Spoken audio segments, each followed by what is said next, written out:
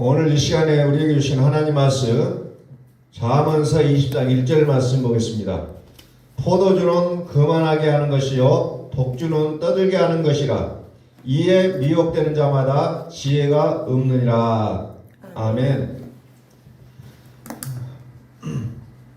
네, 한번 선포합니다. 하나님은 살아계십니다. 하나님은 살아계십니다.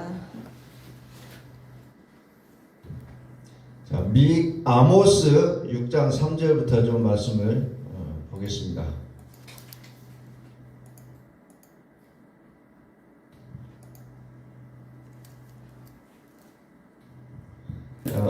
우리가 성경을 통해서 하나님께서 어떻게 일하시고 또 우리에게 어떠한 생각을 갖고 계시는지를 좀 살펴보도록 하겠습니다.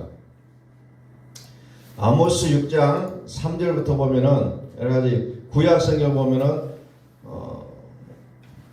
이해가 안 되기도 하기도 하고 여러가지 또 우리가 상상하지 못한 일들이 많이 좀 기록이 되어 있는 것들을 보게 됩니다.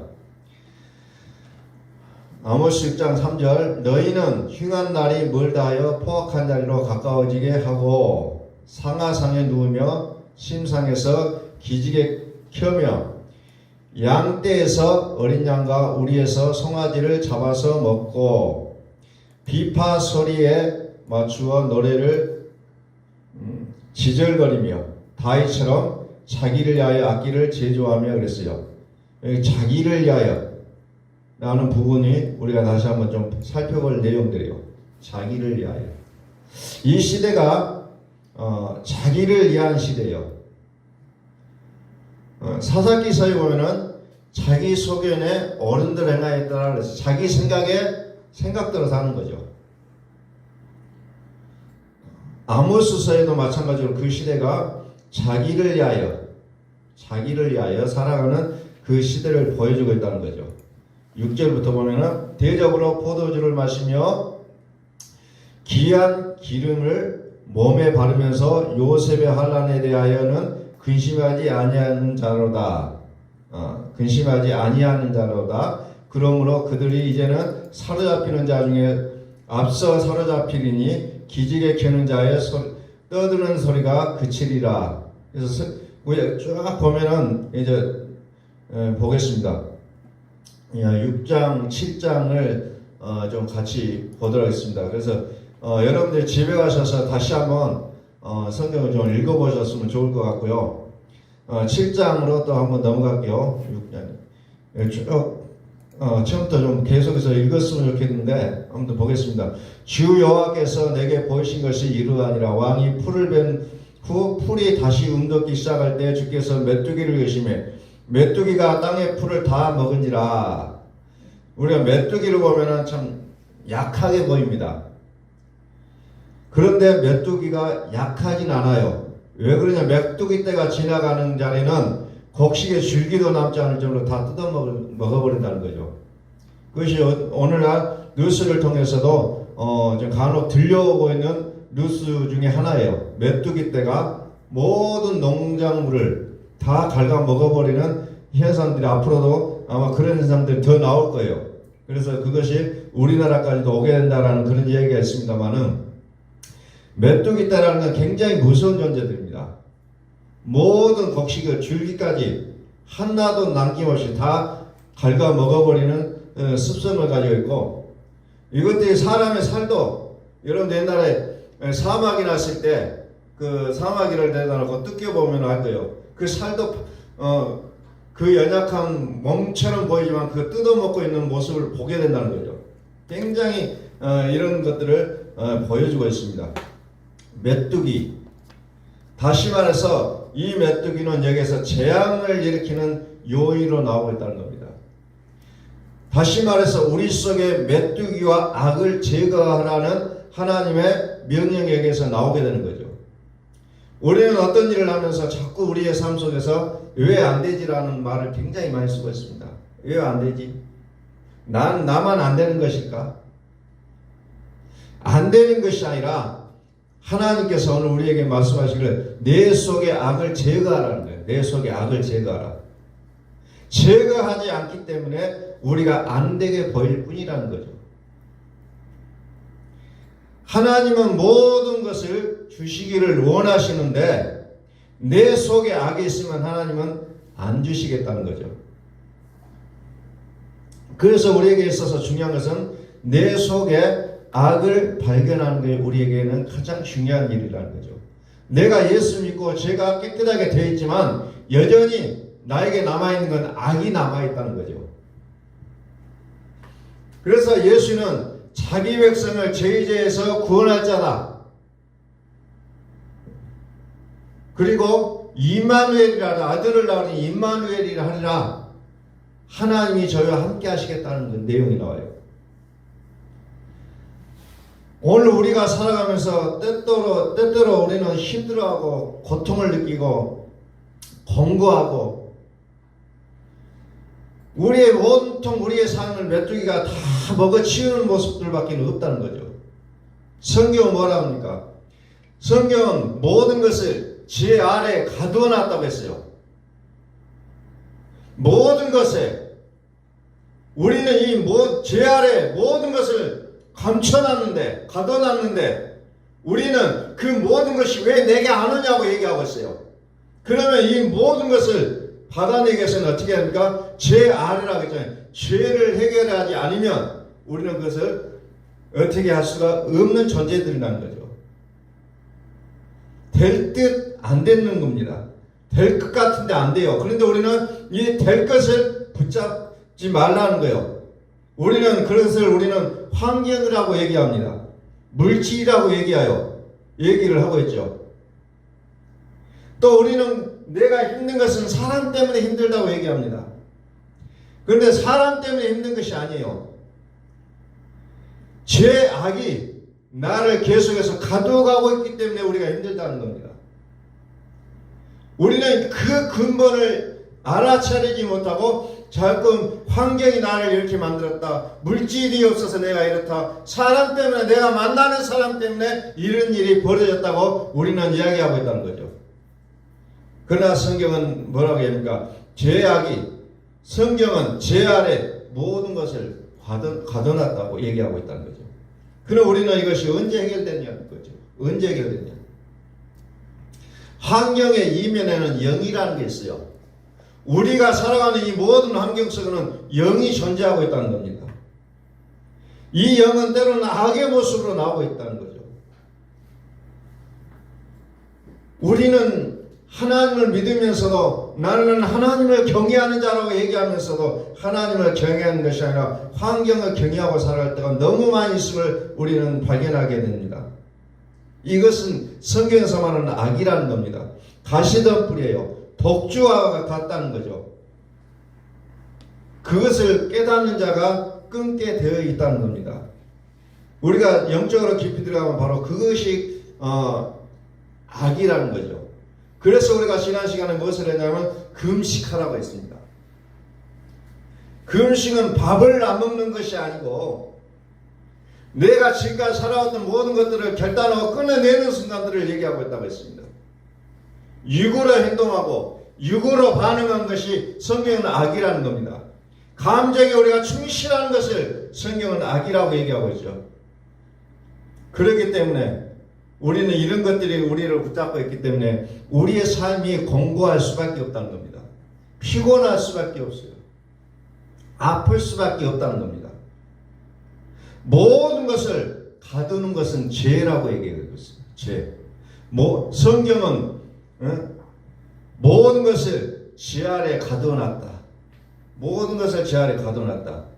다시 말해서 이 죄를 해결하면 모든 것을 다 하나님께서 주신다고 약속하셨는데 우리는 다른 것을 통해서 그것을 해결하려고 보니까 해도 답이 안 나온다는 겁니다. 끝이 없어요.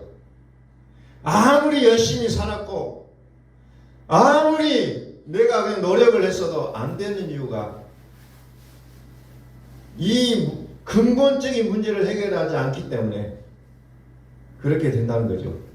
우리가 예수를 믿으면 죄가 해결되고 그 다음에 내 속에 있는 악까지 처리가 되어야 된다는 겁니다. 악은 마귀예요. 그래서 이 악이 제거되려면 무엇을 하니까 늦은 비의 사역이 필요하다고 말씀을 드렸습니다. 환경에 매여 있는 나, 감정에 사로잡혀 있는 나, 사람에 매여 있는 나는 이런 것들을 우리가 여기서 분리해내지 않으면 안 된다는 거죠. 근데 우리는 쉽게 나와 동질화를 느끼고 그런 것들로 우리는 온통 우리의 눈이 가려져 버린다는 거죠. 가려져 버려요. 요한계시록에 보면은 안약을 사서 눈에 바르라고 해요. 안약을 사서. 그 안약이라는 거예요. 내가 영적인 눈을 뜨게 하는 거죠. 우리의 눈이 얼마나 예민합니까? 조그만 티가 들어가도 눈을 뜰 수가 없어요. 눈물이 그렁그렁 나지만 앞을 보기 어려운 것이 우리의 눈의 그 예민함입니다. 그 눈에 안약을 사서 발라야 된다는 건데, 오늘 우리가 이 영의 세계를 볼 수 있는 눈이 열려야 된다는 것을 성경은 말씀하고 있는 거죠. 자, 아모스서 7장의 1절부터 다시 한번 봅니다. 주 여호와께서 내게 보이신 것이 이러하니라.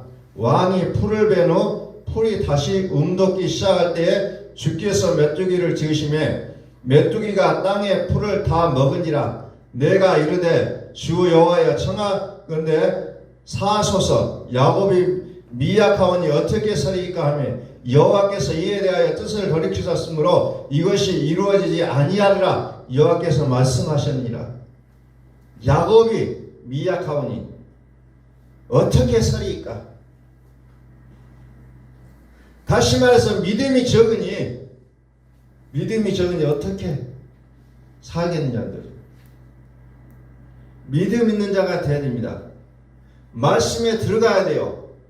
그래야 젖과 꿀이 흐르는 가나안 땅에 들어갈 수가 있다는 겁니다. 믿음 있는 자가 요단강을 건널 수 있다겠어요. 믿음이 없는 자는 결단코 그것을 건널 수가 없다는 겁니다. 우리는 환경의 어떤 문제를 해결하기 위해서 우리 영혼까지도 팔아버리는 그런 경우들을 우리는 보게 된다는 겁니다. 요즘 참 시대가 단어들을 굉장히 잘 만들어 쓰는 것 같아요. 영끌이다 뭐 이런 거 채무를 이야기하면서 그런 얘기를 많이 해요. 영혼을 팔아서라도 대출을 받아서 살겠다는 그런 이야기들을 하게 되는 거죠. 우리는 영혼을 팔아서 나의 육을 해결하기 위해서 우리는 몸부림칠 때를 보게 된다는 겁니다. 야곱이 미약하니 어떻게 처리하리까? 야곱이 미약하니 나의 믿음이 없으니 어떻게 우리가 이 일들을 해결해 나갈 수 있겠느냐? 주 여호와께서 또 내게 보이신 것이 이러하니라. 주 여호와께서 명령하여 불러 징벌하게 하시니 불이 큰 바다를 삼키고 육지까지 먹으려 하느니라. 이에 내가 이르되 주 여호와여 청하건대 그치소서. 야곱이 미약하오니 어떻게 서리이까 하며 주 여호와께서 이에 대하여 뜻을 돌이켜 주 여호와께서 이르시되 이것도 이루지 아니하리라 하시니라. 이것도 이루지 아니하시니라. 불로 받지 말고 우리는 생수로 받아야 됩니다. 불은 믿음이 없는 자는 결코 통과할 수 없는 것이에요. 다 태워버리겠다는 거죠. 우리는 기도에 대해서 이야기할 때 기도가 안 된다는 얘기를 합니다. 이제 여러분들이 기도하실 때 주기도문을 여러분들이 통해서 기도할 수가 있는 거예요. 주님이 이렇게 기도하라고 말씀하셨는데 그 기도의 내용을 가지고 우리가 기도하셔야 된다는 거죠. 이 기도의 주기도문을 통해서 우리가 하나님 앞에 나아갈 수 있는 부분들이 있다는 겁니다. 기도가 안 된다고 아니에요. 주님 가르친 기도를 통해서 우리가 기도하고 나에 있는 그대로의 모습으로 하나님 앞에 나가서 우리가 하나님 앞에 이야기하는 거예요.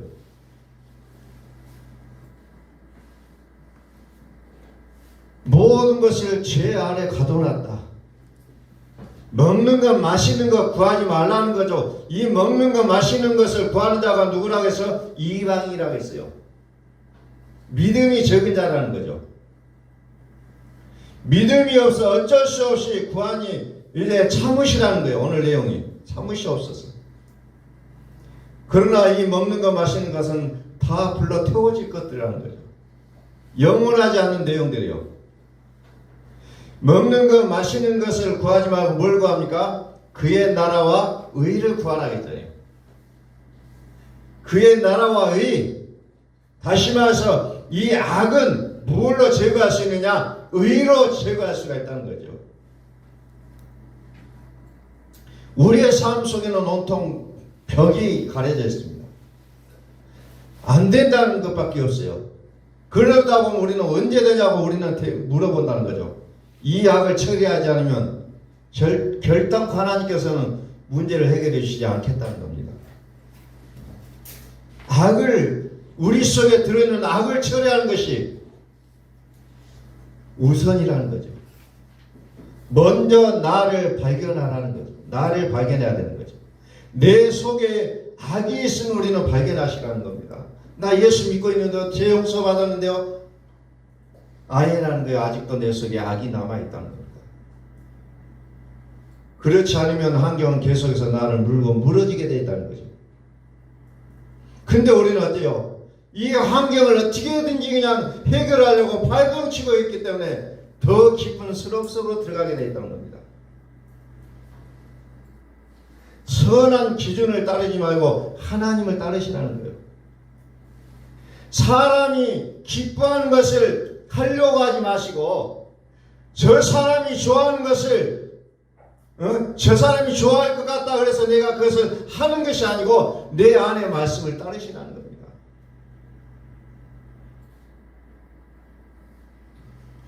저도 과거에 목회를 할 때 기준이 늘 그것이요. 교인들이 좋아하는 일을 하려고 노력했다는 거죠. 다른 사람들이 나를 봤을 때 아 정말 사람 좋다. 나는 말을 듣기 위해서 열심히 살아왔던 저의 과거가 있었다는 겁니다. 의미가 없다는 거예요. 무엇을 해야 됩니까? 하나님이 기뻐하시는 일을 하시라는 겁니다. 하나님이 선이신데 내가 정해놓은 선의 기준을 가지고 우리는 살려고 노력해 왔다는 거죠. 그 생각이 아무리 해도 잘 바뀌지가 않는다는 겁니다.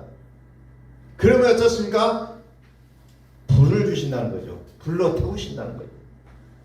그 불로 태울 때 나의 그 고통이 따르게 되었습니다.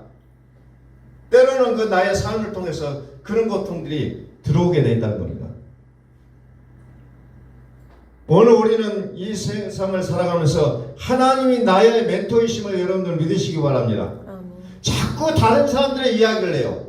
누구는 이렇게 살았다. 정말 그 사람 잘 살더라. 나도 그렇게 한번 살아볼까가 아니라 하나님이 나의 멘토가 되셔야 된다는 겁니다. 하나님이 내 안에 살으심을 믿으시길 바랍니다. 아멘. 하나님이 이끄시는 대로 살아야 되는데 자꾸 다른 얘기를 한다는 거죠. 여러분들의 마음속에 소원이 무엇이 있습니까? 때로는 우리는 선한 소원이 있어요. 나는 하나님과 더 깊은 관계를 가지고 싶습니다. 오늘 우리는 그런 욕망까지도 버리셔야 됩니다. 나의 소원을 거두시고 하나님이 나에게 원하시는 소원으로 들어가시라는 거예요. 자꾸 우리는 인간적인 어떤 목표를 설정할 때가 많습니다. 이렇게 하면 하나님이 기뻐하시겠지. 저렇게 하면 하나님이 기뻐하시겠지. 아니에요. 하나님의 소원으로 우리가 들어가야 된다는 겁니다. 하나님의 소원으로. 우리는 육체를 가지고 있습니다. 그래서 육체를 가지고 있는 우리에게는 감정이라는 게 있어요. 그래서 우리는 늘 얘기합니다. 내가 인정받았으면 좋겠다. 다른 사람들에게 내가 막 인정을 받고 싶다. 그리고 우리는 스스로들 얘기합니다. 저 사람은 이런 거이 좋고 저런 거이 좋고 저 사람은 저래서 안 되고 저 사람은 또 이래서 안 되고 우리 이런 것까지도 다 버리셔야 된다는 거죠. 그냥 우리는 단순해야 돼요. 하나님 때문에 저 사람이 좋다는 거예요. 하나님 때문에 아무개가 좋다. 우리는 그 마음이 없으면은 결단코 하나님의 하나님의 기뻐하시는 하나님의 아들로서의 삶은 어렵다는 겁니다. 이것 때문에 내가 좋았더라면 이것 때문에 무너질 수밖에 없어요. 사람의 관계가 그렇다는 겁니다.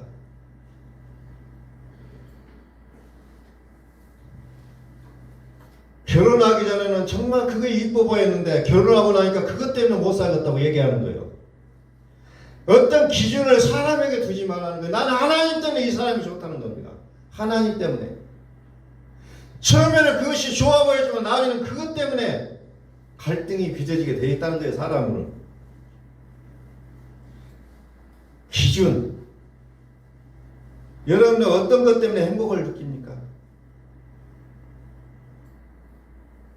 하나님 때문에 우리가 행복함을 누리시기를 소원합니다. 내 속의 악을 제거하는 거예요. 하나님 우리에게 주시지 않는 것이 아니에요. 하나님 우리의 삶이 되지 않게 하시는 거 아니에요. 다만 주실 수가 없다는 겁니다. 왜? 우리 속에 악이 가로막기 있기 때문에. 하나님이 손이 짧아서 구원하실 수 없는 게 아니에요. 우리 속에 악을 제거하라는 겁니다. 그것을 우리는 뭐라고 합니까? 금식이라고 얘기합니다. 이것을 우리는 술을 끊으라고 얘기하는 거예요. 주정뱅이의 소리를 여러분들 들어보십시오. 한 말 또 하고 또 해요. 정신이 없어요. 혼자 벽을 보고도 이야기해요. 그런 사람들 봤어요. 혼자 벽을 보고 이야기합니다. 혼자 소리 좀 궁시렁궁시렁해요. 근데 그 사람은 상대방이 있는 거예요. 상대편이. 아무도 없는데. 그게 술 주정뱅이 아니에요. 이것을 끊어내라는 겁니다. 우리의 기도가 이 술 주정뱅이의 기도가 돼서는 안 된다는 거죠.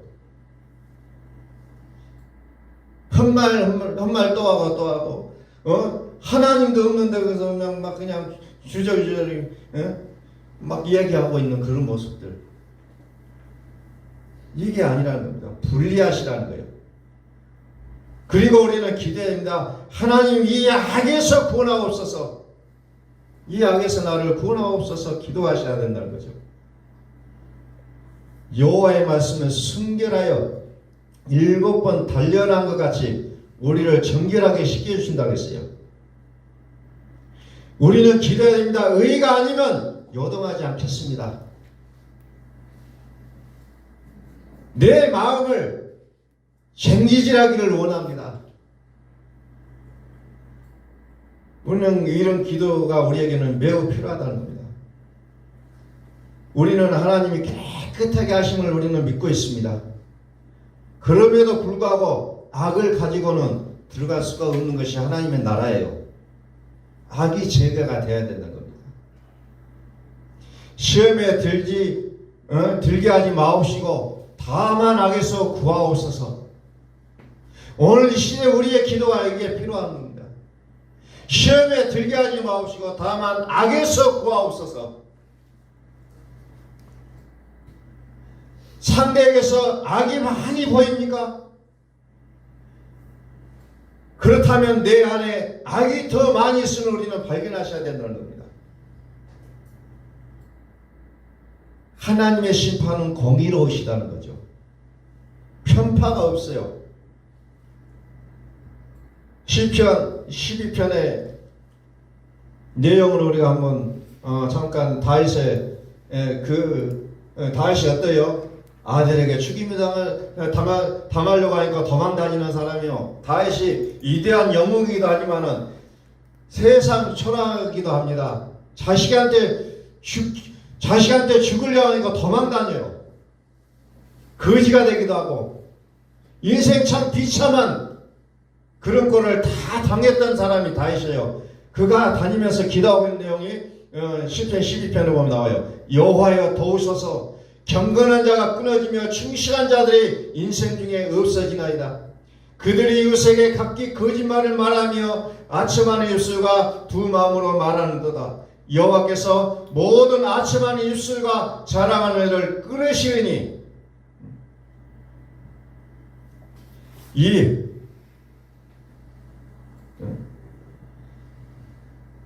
혀가 이기리라. 우리 애가 이기리라. 우리의 입술은 우리의 것이니 우리를 주관할 자 누구리요? 내 입으로 내가 말하는데 내 인생을 내가 사는데 무슨 상관이냐는 거죠. 여호와의 말씀은 순결하며 흙 도가니에 7번 단련한 같도다. 여호와여 그들을 지키사 이 세대로부터 영원까지 벗어나시리라. 비열함이 인생 중에 높임을 받을 때 악인들이 곳곳에서 날뛰는도다.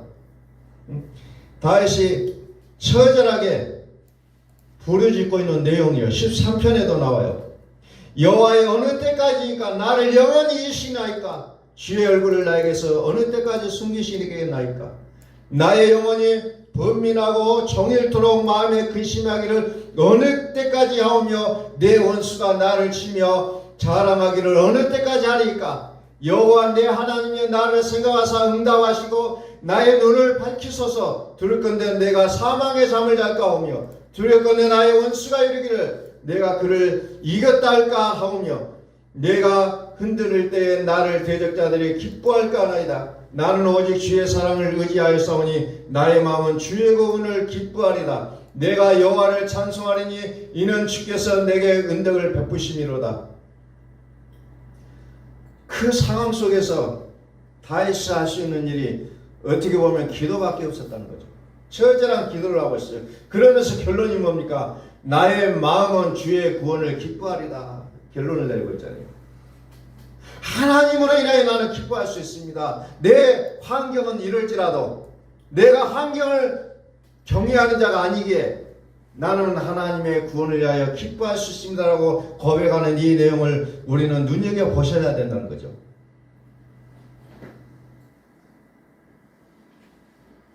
나의 마음은 주의 구원을 기뻐하리라. 14편에 보니까 어리석은 자는 그의 마음에 이르기를 하나님이 없다는도다. 그들은 부패하고 그 행실이 가증하니 선을 행하는 자가 없도다. 여호와께서 하늘에서 인성을 굽어 살피사 지각이 있어 하나님을 찾는 자가 있는가 보려하신즉 다 치우쳐 함께 더러운 자가 되고 선을 행하는 자가 없으니 하나도 없도다.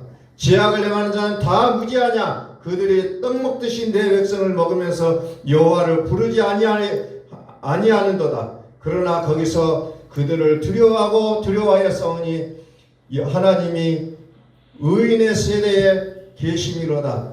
너희가 가난한 자의 계획을 부끄럽게 하나 오직 여호와는 그의 피난처가 되시도다. 이스라엘의 구원이 시온에서 나오기를 원하는도다. 여호와께서 그의 백성을 포로된 곳에서 돌이키실 때에 야곱이 즐거워하고 이스라엘이 기뻐하리로다.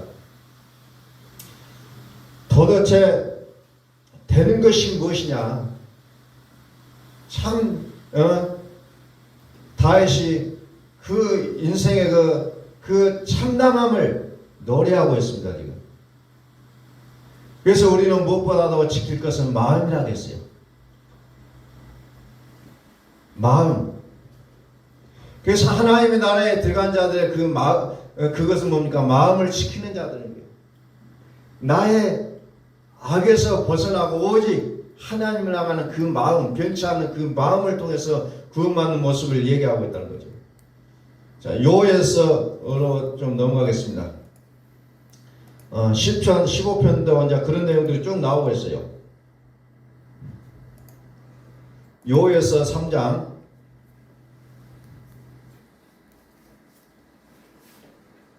사람이 많음이여 심판의 골짜기에 사람이 많음이여 심판의 골짜기에 여호와의 날이 가까움이로다. 해와 달이 캄캄하며 별들이 그 빛을 거두도다. 여호와께서 시온에서 부르짖고 예루살렘에서 목소리를 내시리니 하늘과 땅이 진동하리로다. 그러나 여호와께서 그의 백성의 피난처 이스라엘 자손의 산성이 되시리로다. 그런즉 너희가 나는 내 성산 시온에 사는 너희 하나님 여호와인 줄 알 것이라. 예루살렘에 거룩하리니 다시는 이방 사람이 그 가운데로 통행하지 못하리로다. 18절 그날에 그래서 그날에 어떤 일이 벌어집니까? 단 포도주를 떨어뜨릴 것이며 작은 산들이 저주를 흘릴 것이며 유다 모든 시내가 물을 흘릴 것이며 여호와의 성전에서 샘이 흘러 나와서 시딤 골짜기에 되리라. 그래서 시딤 골짜기. 그날이 어떤 날입니까? 산들이 단포도주를 내고 떨어뜨리는 날. 그 산은 뭔 산입니까? 17절은 성산이라고 얘기하고 있죠. 시온, 성산, 성산, 시온을 얘기하고 있어요. 시온에 단포도주를 떨어뜨릴 것이다. 에베소서에 보니까 너희는 술 취하지 말라. 이는 방탕한 것이니 성령의 충만함을 받으라고 합니다. 술은 뭡니까? 세상의 것이라는 거죠. 음료가 가지고 있는 거예요. 음료에 대해서 나온 것으로 살지 말고 성령의 통치를 받고 살으라는 얘기예요.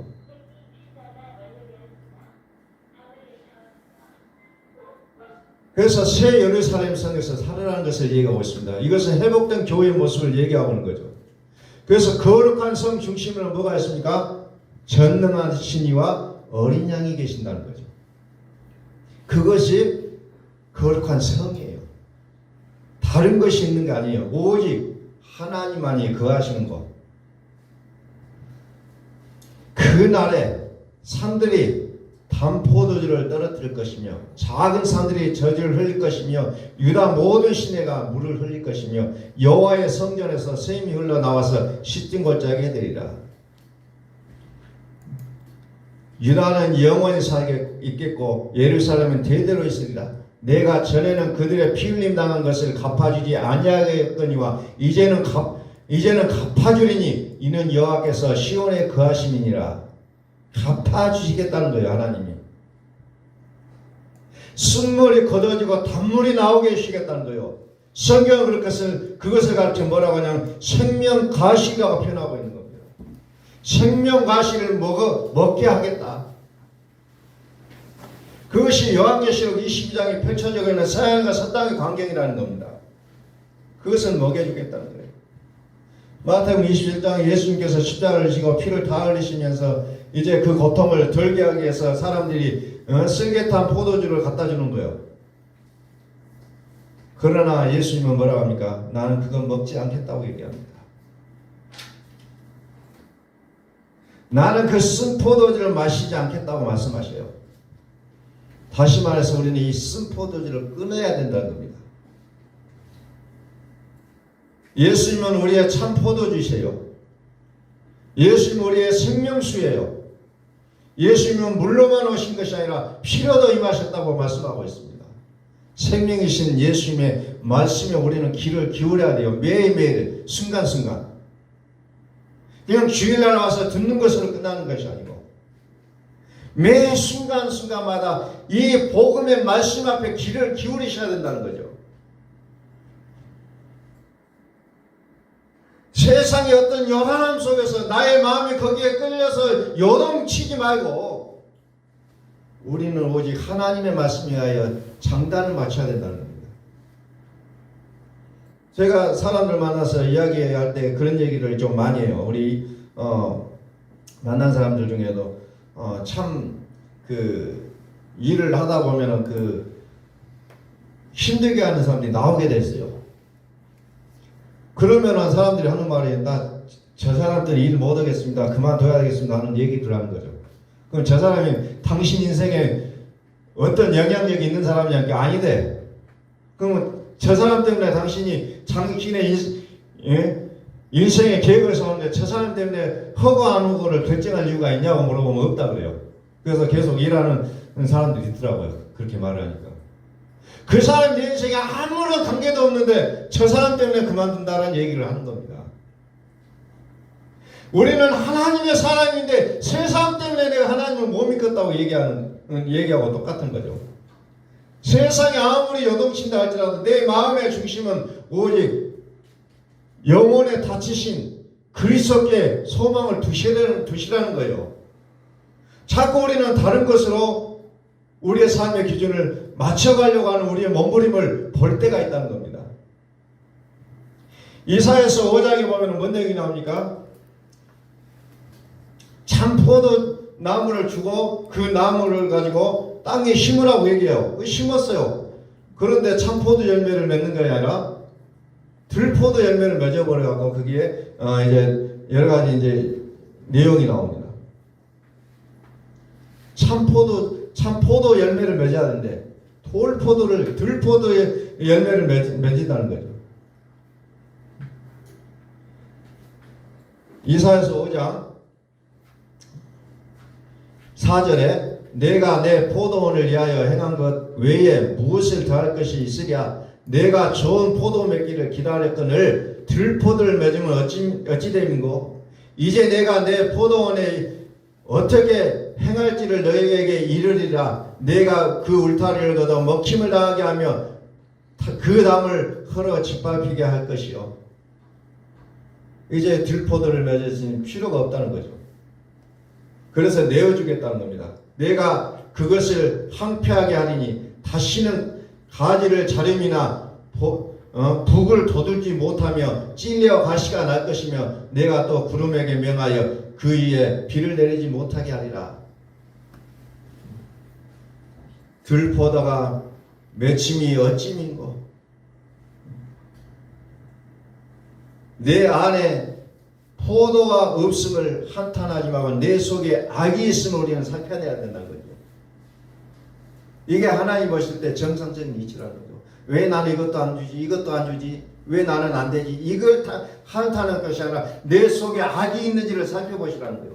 근데 예수 믿는데 무슨 악이 있어요? 아니라고 했잖아요. 날마다 끊어내야 된다는 겁니다. 내 속에 들어있는 악을. 그래서 너희는 옷을 찢지 말고 마음을 찢으라. 철저하게 마음을 찢으라고 말씀합니다. 하나님이 내 안에 사셔야 해결될 것인데 내가 살지도 않는데 그게 해결되겠냐는 거죠. 그래서 하나님의 다루심이 쭉 나오죠. 8절, 9절, 10절을 계속해서 그 내용들이 연결돼서 나옵니다. 하나님의 다루심. 우리는 그것을 해결해 달라고 기도하지 마시고 내 속에 악을 제하여 주옵소서라고 기도하셔야 된다는 겁니다. 마음을 찢으셔야 된다는 거죠. 이것이 금식 기도예요. 밥을 안 먹고 물만 마시고 산속에 가서 기도하는 것이 금식이 아니라 내 마음을 찢는 게 금식 기도라는 거예요. 내 마음을 찢으라는 거예요.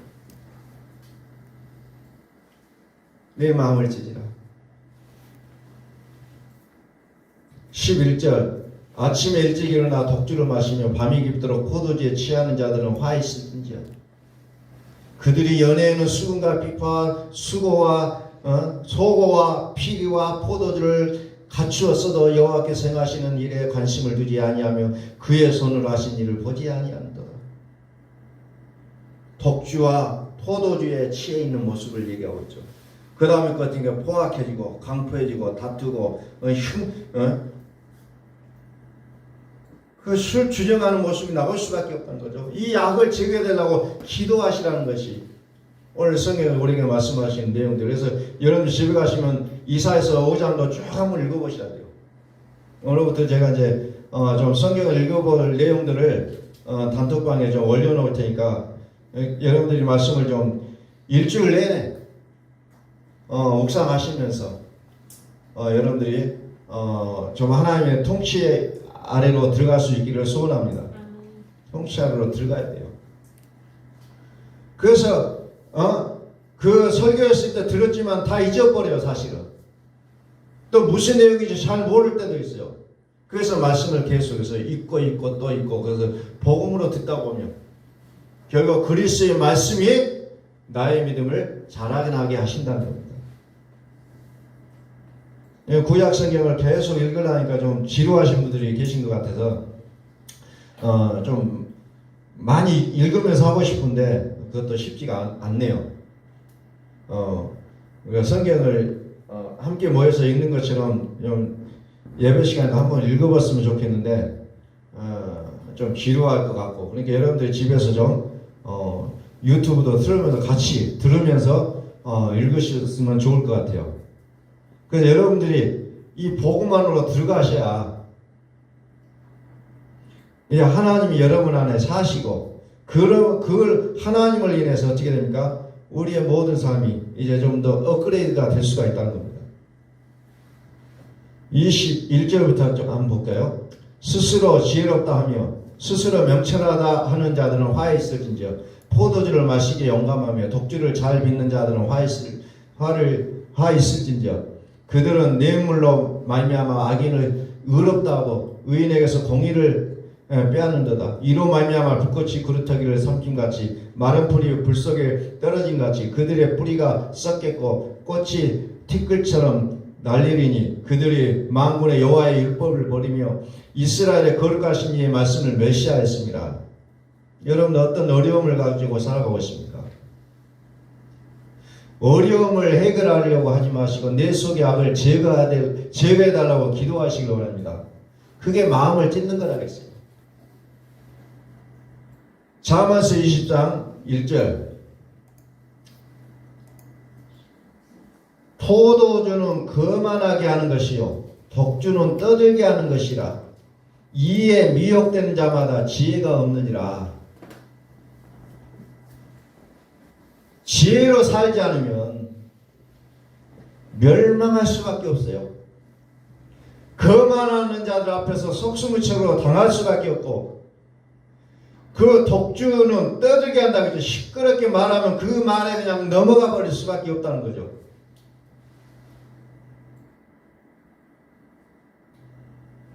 그들은 얘기합니다. 이것이 포도주다. 이것이 복음이다. 얘기하지만 그것이 다 거짓말이라는 겁니다. 분별하시라는 거예요. 분별은 어떻게 합니까? 지혜 있는 자가 분별할 수 있다는 거예요. 그렇지 않으면 늘 혼돈이 혼돈. 그냥 안개가 끼가지고 도무지 한치의 앞도 보이지 않는 그런 우리의 영적인 상태가 되어버리고 만다는 겁니다. 분별하고 살으라는 겁니다. 내 지혜가 없음을 한탄하셔야 된다는 겁니다. 사람들은 얘기합니다. 나의 믿음을 얘기하기 위해서 나는 병 고치는 은사하고 귀신을 쫓아내는 은사가 있다. 나는 영분별의 은사가 있다. 나는 미래를 보는 은사가 있다고 얘기합니다. 그거 보면 뭐합니까? 지혜가 없는데 하나님이 그 안에 사시지 않는데 그거 보면 뭐합니까? 점쟁이를 할 거예요. 무당을 할 거예요. 하나님의 살아계심이 우리의 현실이 됐을 때 그게 믿음인 줄로 믿으시기 바랍니다. 자꾸 우리는 다른 길로 가요. 3000% 간답니다. 3000%. 그래서 의심해요. 나한테 기도 받으면 낫는다. 기도 받으라. 무슨 자기가 무슨 점쟁이요 무당이에요. 자기가 기도해주면 낫는다 그게. 하나님은 그 말을 하나님은 결코 기뻐하시지 않습니다. 하나님이 낫게 하시는 거예요. 지혜가 없으면 그게 넘어간다는 겁니다. 우리 주위에는 수많은 사람들이 그런 사람들이 많아요. 수시로 그리스도의 말씀이 아니라 능력과 기적과 이적을 이야기하고 있잖아요.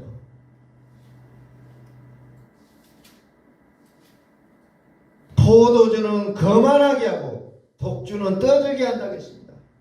대도하는 말을 짓거리게 되어 있습니다. 대도하는 말, 독주를 마시면 포도주는 그냥 거만하게 자기 자신을 높이고 있고 악한 소리가 나올 수밖에 없다는 겁니다. 절대 그게 선이 아니고 복음도 아니에요. 여기에서 치에 살고 있으면 어찌하겠습니까? 우리의 믿음은 천사도 부릴 수 있는 믿음으로 나가야 될 것인데 천사를 동경하고 부러워하고 있는 믿음 앞에 무릎을 꿇고 있는 우리의 모습들이라면 우리는 철저하게 금식을 선포하셔야 된다는 거예요. 금식을 선포하셔야 돼요. 이사야서 30장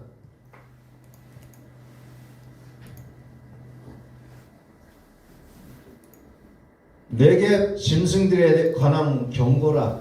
사신들이 그들의 재물을 어린 나귀 등에 싣고 그들의 보물을 낙타 안장에 얹고 암사자와 수사자와 독사와 미 날아다니는 불뱀이 나오는 위험하고 공고한 땅을 지나 자기에게 무익한 민족에게로 갔으나 네겜 짐승에게 관한 경고라 이렇게 말합니다. 또 이사야서 13장에 보면 아모스의 아들 이사야가 바벨론에 대하여 받은 경고라 이렇게 하면서 말씀을 시작합니다. 네겜 짐승들에 관한 경고라. 바벨론에 대하여 받은 경고라. 그러면서 바벨론에 대하여 받은 경고라 하면서 너희는 민둥산 위에 기치를 세우고 소리를 높여 그들을 부르며 손을 흔들어 그들을 존귀한 자의 문에 들어가게 하라. 내가 거룩하게 구별한 자들에게 명령하고 나의 위엄을 기뻐하는 용사들을 불러 나의 노염을 전하게 하였느니라. 산에서 무리의 소리가 나며 많은 백성의 소리 같으니 곧 열국 민족이 함께 모여 떠드는 소리라. 만군의 여호와께서 싸움을 위하여 군대를 검열하심이로다. 무리가 먼 나라에서 하늘 끝에서 왔으며 곧 여호와의 진노의 병기라. 온 땅에 멸하려 함이로다. 쓸어버리겠다고 얘기하고 있는 거죠. 이사야서 30장 6절 다시 갑니다. 네겜 짐승들, 네겜 남방 짐승들에 관한 경고다.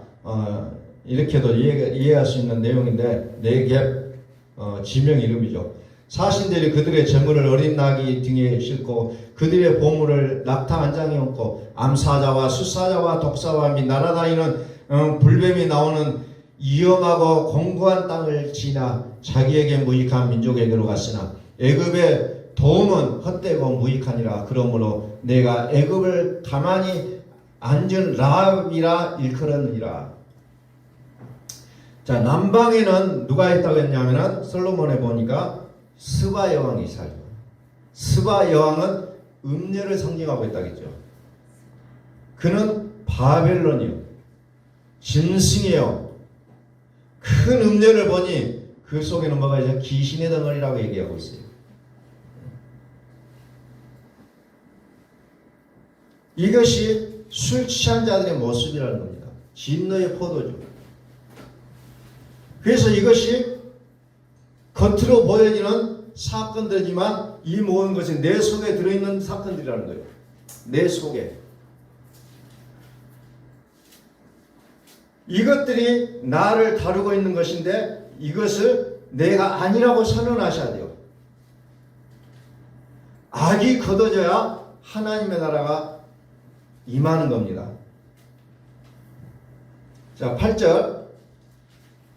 이제 가서 백성 앞에서 서판에 기록하며 책에 써서 후세 영원히 있게 하라. 대저희는 패역한 백성이요 거짓말하는 자식들이요 여호와의 법을 듣기 싫어하는 자식들이라.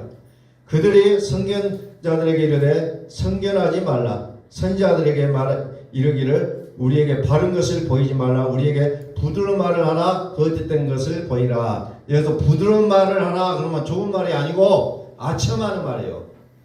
아첨하는 말, 아부하는 말. 그것을 얘기합니다.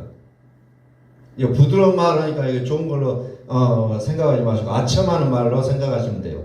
너희는 바른 길을 버리며 착행해서 돌이키라. 이스라엘의 거룩하신 일을 우리 앞에서 떠나게 하라 하는도다. 이것이 거짓 선지자들이 하는 것이 아니라 내가 하고 있는 일 중에 하나예요. 이게 실질적으로 내가 언제 했냐고 따질 수 있지만 내 삶 속에서 이런 일을 우리는 행하고 있다는 거예요. 이러므로 이스라엘 거룩하신 이가 이같이 말씀하시되 너희가 이 말을 업신여기고 압박과 허망을 믿어 그것을 의지하니 이 죄악이 너희에게 마치 무너지려고 터진 담이 불쑥 나와 순식간에 무너진 것 같게 되리라 하였은즉 결국 이제 망하게 된다는 것을 얘기하고 있습니다. 망하게 된다. 그래서 하나님의 나라를 우리가 증거할 수 있는 이유는 뭐냐? 내 입술에서 단물이 나오는 것밖에 증거할 길이 없다는 겁니다. 단물이 나와야 돼. 한 입에서 씀물과 단물이 나올 수 없다고 야고보서에 보면 나오고 있잖아요. 단물이 나와야 된다는 거죠.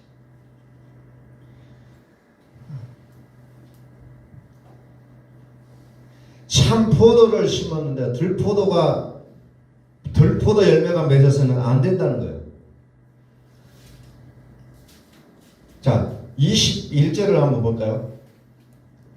너희가 오른쪽으로 치우치든지 왼쪽으로 치우치든지 내 귀에서 말소리가 내 귀에 들려 이르기를 이것이 바른 길이니 너희는 이리로 가라 할 것이며 17절과 완전히 반대적인 내용이죠. 17절에는 한 사람이 꾸짖은 즉 1000사람이 도망가겠고 5이 꾸짖은 즉 너희가 다 도망가고 11절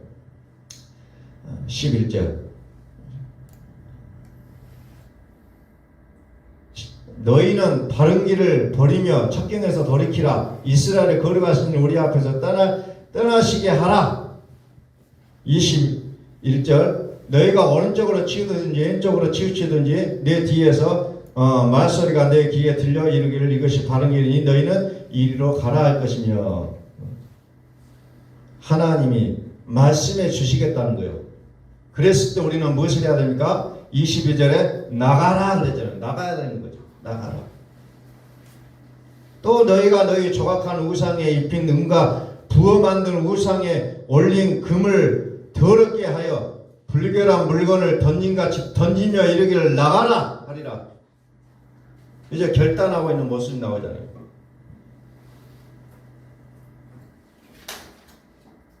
나가라고 외칩니다. 오늘 우리는 다시 한번 우리의 현실로 돌아옵니다. 우리의 환경들. 우리는 각자가 짊어지고 있는 짐들이 무거워요. 어렵다고 얘기합니다. 다시 말씀드립니다. 우리는 이 어려움을 해결하려고 하지 말고 내 속에 있는 악을 제거해달라고 하나님 앞에 기도하시라는 거예요. 마음을 찢으시라는 거예요. 잠언서 20장 1절 아까 봤죠. 지혜로 살지 않으면 지혜로 살지 않으면 우리는 혼돈이라는 겁니다.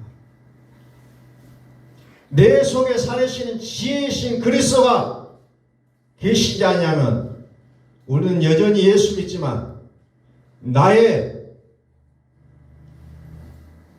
의로움으로 나의 똑똑함으로 살려고 합니다. 거기는 답이 없고 계속적으로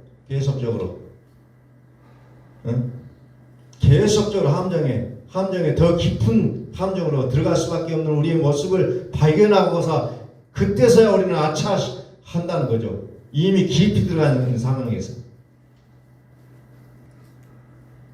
26절에 보면 여호와께서 자기 백성의 상처를 싸매시며 그들의 맞은 자리를 고치시는 날에는 달빛은 햇빛 같겠고 햇빛은 7배가 되어 7날의 빛과 같으리라 그랬어요.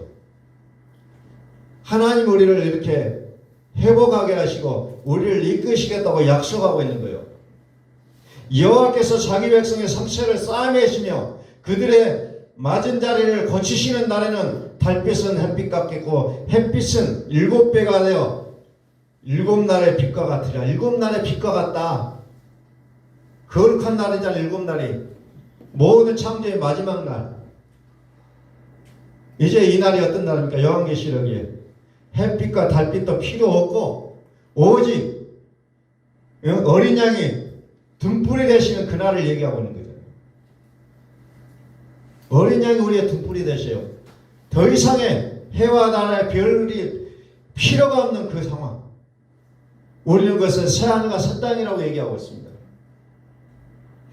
그렇게까지 우리를 하나님께서는 이제 우리를 향하신 그 계획을 갖고 계신다는 거예요. 우리는 그 하나님을 온전하게 우리가 붙잡고 그분의 통치 아래 우리가 들어가는 것이 어찌 보면 우리의 비전이 되셔야 된다는 거죠.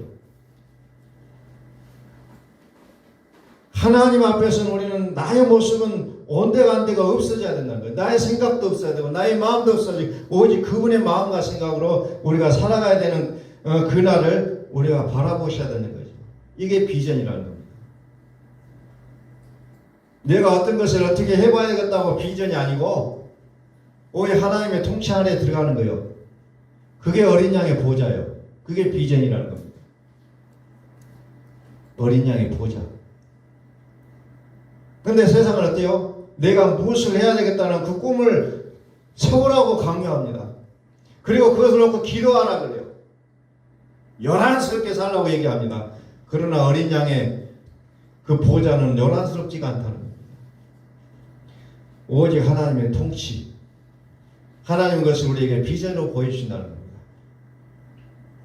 오늘 말씀들이 여러 가지로 이제 좀 복잡하고 좀 이해가 안 되시는 분도 있으시겠지만은 딱 한 가지요. 내 속의 악을 제거하라. 환경이 문제가 아니고 내가 만나는 사람이 문제 아니고 뭐가 문제입니까? 내 속의 악을 제거하라는 하나님의 음성이라는 겁니다. 술 취하지 말라. 오직 성령의 충만함을 받으라. 오늘 말씀을 좀 기억하시면서 한 주간도 오늘 좀 함께 읽었던 성경의 말씀들을 다시 한번 계속해서 순서대로 제가 적어드릴 테니까 좀 보고 계속해서 묵상하시면서 말씀이 나를 장악하시는 귀한 한 주간의 은혜를 우리가 경험할 수 있기를 예수 그리스도의 이름으로 소원합니다.